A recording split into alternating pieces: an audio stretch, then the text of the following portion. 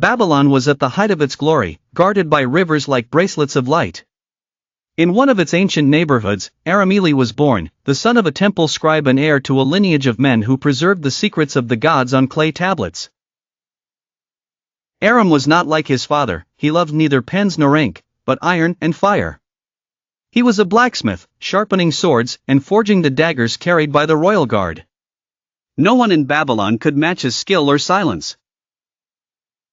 One day, a man named Balashu, a wealthy, arrogant nobleman, whose awe even made stray dogs tremble, entered his workshop. He asked for a dagger of the kind you'd only see in the hands of a hired assassin. Aram said to him, "What need do you have of a dagger that is not decorated?" Balashu smiled and said, "Because decorations do not kill, blacksmith." He paid the silver and left. Days passed, and one morning, the king's soldiers knocked on the workshop door and led Aram to the palace of justice. A body was found on the banks of the Euphrates. It belonged to an important merchant in the king's court. He had been killed with a unique dagger, bearing Aram's seal, engraved in the handle. Aram denied it and tried to speak. He said the dagger had been made by the nobleman Balashu, but the latter denied knowing anything about it. He stood before the judge, without witnesses or a document of sale. Judge Urukdani read the passage from the tablets of Hammurabi: "If a craftsman is accused of murder with a weapon he made, without proof of its delivery, he is an accomplice to the crime and shall be put to death."